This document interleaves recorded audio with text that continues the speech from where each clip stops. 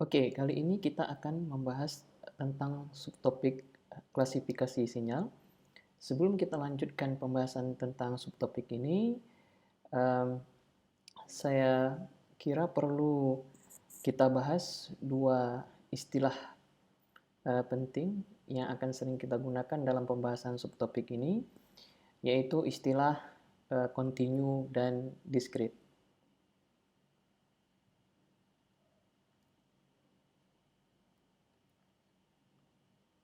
Oke, jadi istilah continue dan discrete.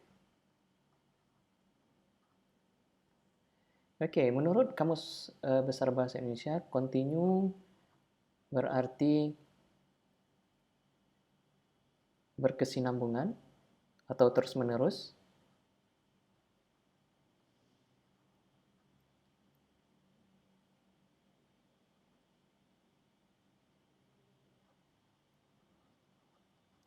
Sedangkan discrete merupakan antonim dari continue yang berarti tidak berkesinambungan atau terputus-putus.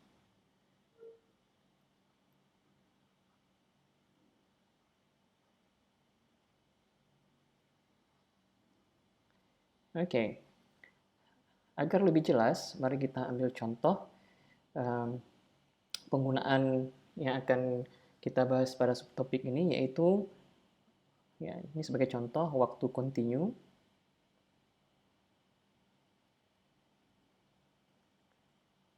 versus waktu discrete.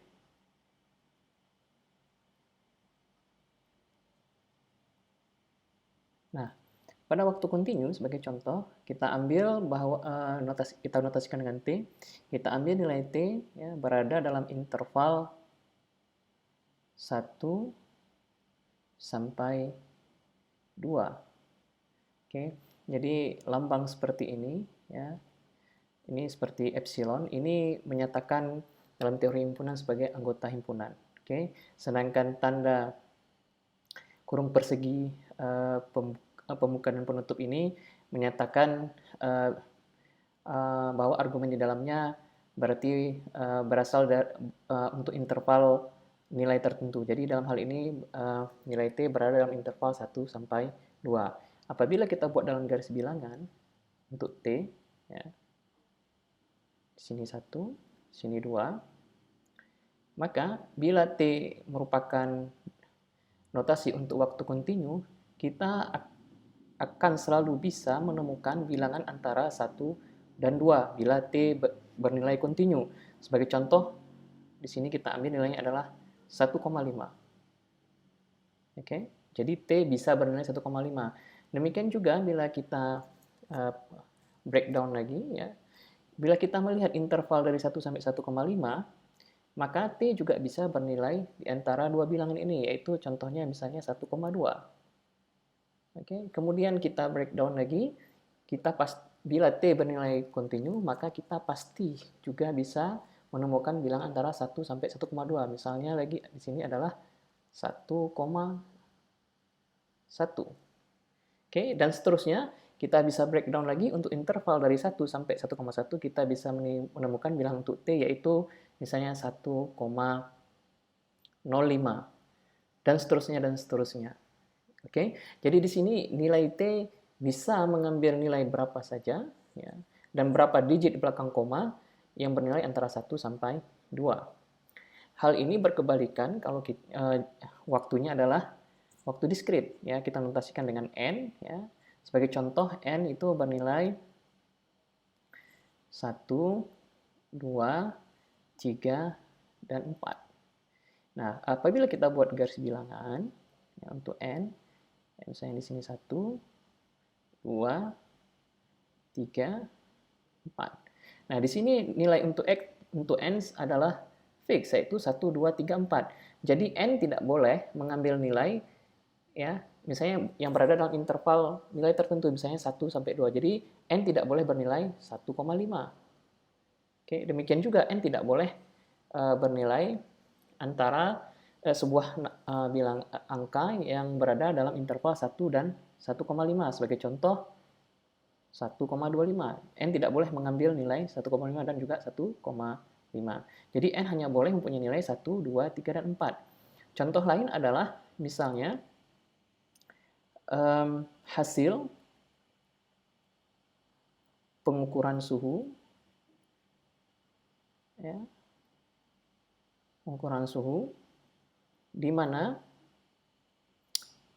sensor hanya bisa menampilkan atau mengukur dengan akurasi satu angka di belakang koma. Jadi yang hanya boleh kita peroleh nilainya adalah 34,1. Yang valid ya, karena satu angka di belakang koma 35,2, 35,7 ataupun 37,1. Jadi hasil pengukuran suhu tidak mungkin bernilai 34,12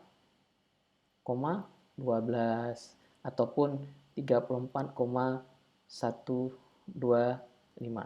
Jadi hasil pengukuran hanya boleh mempunyai nilai-nilai tertentu yang sudah ditetapkan. Oke. Nah, ini berbeda kalau misalnya hasil pengukurannya adalah kontinu, sebagai contoh tegangan. Oke. Oke. Bila baterai misalnya hanya bisa bila sebuah kabel hanya bisa dilalui oleh tegangan atau mempunyai tegangan antara misalnya 1 sampai 5 volt, ya, dari 1 volt sampai 5 volt, maka tegangan pada rangkaian tersebut ya boleh bernilai 1,1, boleh bernilai 1,11, boleh bernilai 1,111 ataupun 1,11101 dan seterusnya. Ya, jadi berapapun digit angka belakang koma tidak menjadi masalah. Oke, jadi bisa kita katakan bahwa untuk besaran yang mempunyai nilai kontinu itu bisa kita bilang mempunyai dimensi yang tak hingga. Ya, sedangkan untuk waktu diskrit bisa dikatakan hanya bisa mengambil pada nilai-nilai tertentu. Jadi saya harap sampai pada slide ini, para mahasiswa bisa memahami perbedaan istilah kontinu dan diskrit. Oke, mari kita mulai klasifikasi sinyal berdasarkan waktu dan amplitudonya. Oke, nah di sini kita lihat klasifikasi yang pertama yaitu klasifikasi sinyal berdasarkan waktunya. Jadi di sini kita mempunyai dua jenis ya yang saling berlawanan. Yang pertama adalah sinyalnya waktu kontinu dan sinyal waktu diskrit. Jadi yang kita lihat adalah sumbu horizontal. Oke. Yang kita lihat adalah sumbu horizontal. Nah, bisa kita lihat di sini pada sinyal waktu kontinu ya, kita lambangkan dengan T di sini ya, nilai yang berada pada sumbu horizontal bernilai kontinu. Jadi T ya, nilainya adalah kontinu. Nah, jadi di sini kita tidak berbicara tentang amplitudo, hanya yang kita fokuskan adalah pada sumbu horizontal atau waktunya. Nah, sedangkan sinyal waktu diskrit bisa kita lihat di sini, ya. Ya, ini kita lihat besarannya adalah tanggal. Nah, jadi kita hanya bisa mempunyai tanggal ya ini contohnya suhu Banda Aceh pada bulan Januari. Jadi di sini kita mempunyai untuk bulan Januari tanggal 1 sampai tanggal 31. Jadi di sini kita hanya mempunyai tanggalnya dalam bentuk bilangan bulat 1, 2, tanggal 1, tanggal 2, tanggal 3, tanggal 4 dan seterusnya sampai tanggal 31. Di sini kita tidak mempunyai tanggal 1,5 ataupun 3,5 ataupun 3,25 ya. Ya, jadi di sini waktunya bersifat diskrit yaitu 1, 2, 3 sampai dengan 31. Nah, jadi berdasarkan dua contoh ini saya harap mahasiswa bisa membedakan sinyal waktu kontinu dan sinyal waktu diskrit. Oke, selanjutnya di sini kita mengklasifikasikan sinyal berdasarkan amplitudonya. Oke, di sini kita lihat kita mempunyai sinyal analog dan sinyal digital. Nah, sinyal analog itu bisa kita bilang analog itu berarti amplitudonya kontinu. Oke, jadi nilai di sini ya pada sumbu vertikal bernilai continue. Oke. Sedangkan sinyal digital, di sini kita lihat, ya, nilai amplitudonya berhingga atau mempunyai nilai tertentu. Oke, mari kita bahas satu persatu. Untuk sinyal analog, kita lihat pada grafik yang pertama, di sini kita mempunyai di sumbu horizontal, ya, waktunya continue, sedangkan amplitudonya juga continue. Dengan demikian, di sini kita mempunyai namanya sinyal analog, ya, karena amplitudonya continue, kemudian waktunya continue, karena di sini di sumbu horizontal nilai T-nya adalah continue. Nah, mari kita lihat sinyal amplitudo analog ini. Jadi, kalau sinyal XT merupakan sinyal analog, jadi amplitudonya boleh mengambil nilai apa saja antara 0 sampai 1 pada kasus ini atau pada grafik ini. Jadi, amplitudo sinyal X boleh bernilai misalnya 0,25 atau 0,3 di sini, atau 0,25 ataupun 0,2501 dan seterusnya dan seterusnya. Oke, jadi di sini resolusinya bisa kita bilang tidak berhingga. Jadi kita bisa mengambil nilai apa saja, ya, bilangan antara 0 sampai 1 untuk amplitudo dari sinyal X. Oke. Nah, kemudian pada grafik yang kedua di sini kita lihat bahwa amplitudonya analog, akan tetapi waktunya adalah diskrit. Sehingga kita mempunyai namanya sinyal analog, tapi waktunya diskrit. Oke. Nah, berbeda dengan sinyal digital, contohnya pada sinyal yang ketiga ini, ya, kita lihat di sini, sinyal ini hanya boleh mengambil 3 buah nilai, yaitu 0, kemudian 1, dan 2. Jadi kalau kita lihat grafik di sini, tidak ada, ya, amplitudonya bernilai setengah. Ini sebagai contoh, pada waktu T-nya 0, ya, amplitudonya adalah 1. Oke. Pada waktu T-nya sama dengan 1, amplitudonya 2.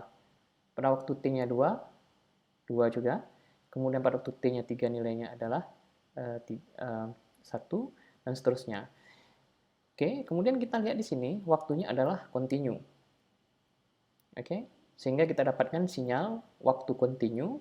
Oke, akan tetapi amplitudonya adalah bersifat digital karena hanya mengambil nilai tertentu saja, jadi tidak continue. Nah, jadi kita lihat contohnya, karena waktunya continue, berarti waktunya boleh mengambil nilai berapa saja antara interval 0 sampai 4. Sebagai contoh, 0,5 di sini. Oke, amplitudonya adalah 1. Jadi kita lihat sinyal ini, untuk waktu 0 sampai 1, amplitudonya konstan 1. Oke, jadi kemudian antara 1 sampai 2, waktu T-nya antara 1 sampai 2, amplitudonya adalah 2. Oke. Sedangkan garis ini, ya, sebenarnya tidak ada, ini hanya untuk menyatakan bahwa pada waktu 1 terjadi transisi amplitudonya dari 1 ke 2. Sebenarnya garis ini hanya sebagai pembantu untuk mengetahui bahwa terjadi transisi nilai amplitudo dari 1 ke 2. Demikian juga garis vertikal yang ini dan ini. Demikian juga yang ini. Oke, jadi pada grafik ketiga ini kita mempunyai sinyal waktu continue, ya, T-nya continue, sedangkan amplitudonya digital. Oke. Kemudian pada grafik yang terakhir kita mempunyai sinyal waktu diskrit dan digital. Jadi bisa kita lihat di sini waktunya adalah diskrit karena hanya mengambil nilai tertentu, ya.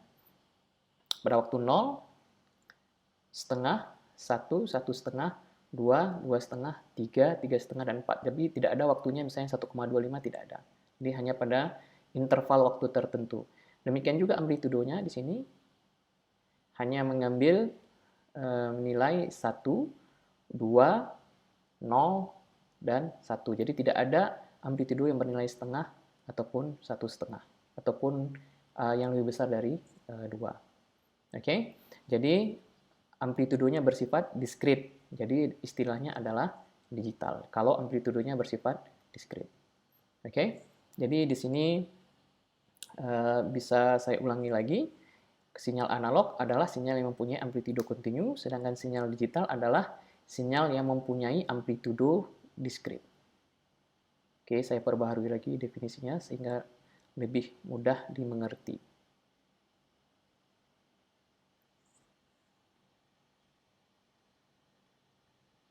Oke, selanjutnya klasifikasi yang terakhir untuk memudahkan dan menyederhanakan pembahasan tentang subtopik ini. Sebenarnya masih banyak ada jenis klasifikasi yang lain, tapi saya cukupkan untuk sampai di sini saja. Jadi pada klasifikasi yang terakhir ini kita mempunyai sinyal periodik dan sinyal aperiodik atau yang tidak periodik. Nah, mari kita lihat dulu definisi dari sinyal periodik. Sinyal periodik adalah sinyal ya yang mempunyai ya konstanta tertentu ya T0 sehingga persamaan ini berlaku. Oke. Oke. Dan T0 ini disebut dengan periode dari sinyal tersebut. Dalam bahasa awam ya sinyal periodik ini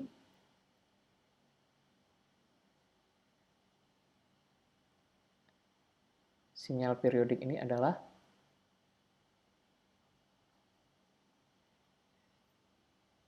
sinyal yang amplitudonya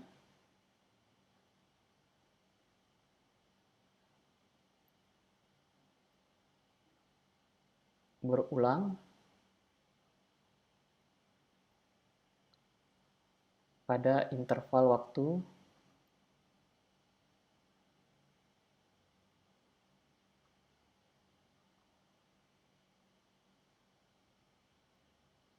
tertentu. Oke, jadi dan interval waktu tertentu ini biasanya kita namakan periode dari sinyal itu atau T0 di sini. Oke. Jadi kalau kita baca di sini adalah xt ya. Nilai amplitudo pada waktu T ya.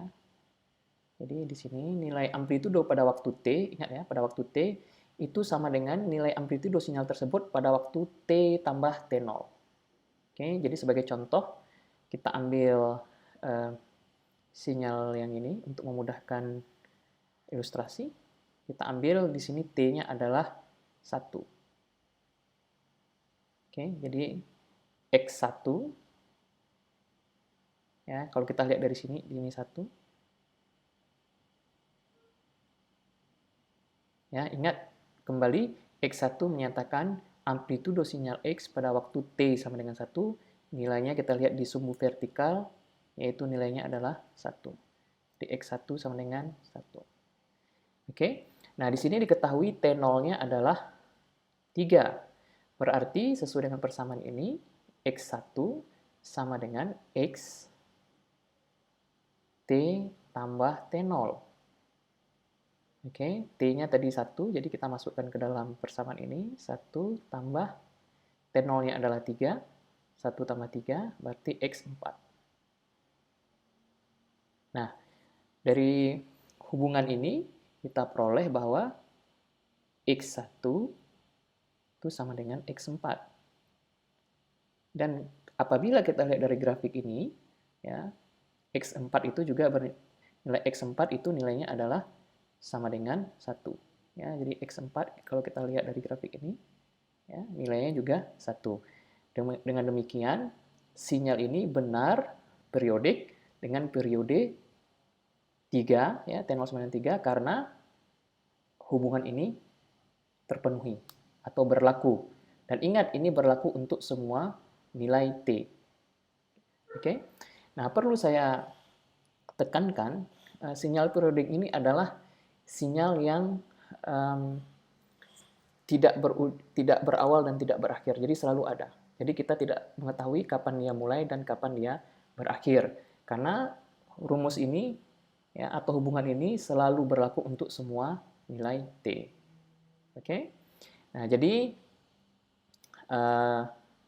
untuk mengetahui atau mengidentifikasi bahwa sebuah sinyal itu adalah periodik atau tidak periodik, bisa kita lihat apabila ya, amplitudonya berulang pada waktu tertentu dan itu selalu terjadi untuk semua T, maka sinyalnya tersebut adalah sinyal periodik. Ya, dan jadi kata kuncinya berulang, ya. Kemudian ada periodenya yaitu T0. Oke. Kemudian kita lihat sinyal yang paling sering ditemukan oleh anak teknik elektro ataupun teknik komputer adalah sinyal sinusoidal.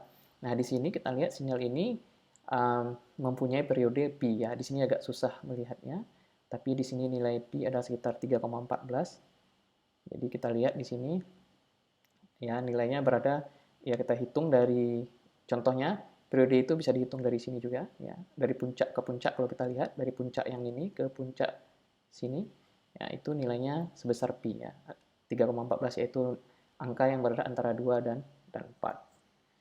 Oke, kemudian hal lain yang saya perlu tekankan adalah untuk menentukan periode tidak harus melihat puncak dari sinyal. Kita boleh mengambil bagian apa saja dari sinyal dan melihatnya pada waktu kapan amplitudenya akan berulang. Sebagai contoh, saya ingin melihat apakah amplitudo di sini, di kaki sinyal segitiga ini atau sinyal gergaji ini, di mana sinyal ini berulang. Oke, jadi saya ingin melihat X2, oke, ini nilainya 0, dan ini akan berulang ya pada saat, ya kita lihat ini kaki segitiga ya, berarti dia seharusnya berulang di sini, posisi ini. Itu pada saat X5, yang juga nilainya adalah 0. Dengan demikian, X2 ya, berlaku periode hubungan ini ya, sama dengan X2 tambah periodenya, XT tambah T0. T0-nya adalah 3, sama dengan X5. Oke. Dan telah kita buktikan X2 dengan X5 nilainya adalah sama-sama 0 amplitudonya. Dengan demikian, hubungan ini juga tetap berlaku. Jadi untuk mengukur periode sebuah sinyal, boleh dilakukan dari puncak ke puncak, ataupun bagian lain dari sinyal. Kalian boleh juga mencoba dari kaki depan ya, dari sinyal ini ya, 0, ini akan berulang di 3, ya, kemudian akan berulang di 6. Oke, ataupun bagian tengah ini juga bisa kalian lihat.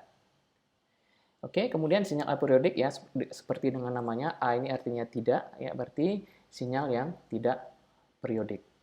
Oke, jadi saya harapkan setelah pembahasan slide ini, mahasiswa bisa memahami perbedaan sinyal periodik dan aperiodic, dan juga bagaimana karakteristik dari sinyal periodik, dan bagaimana menentukan amplitudo dari sebuah sinyal berdasarkan rumusan ini ataupun dari grafik yang ada.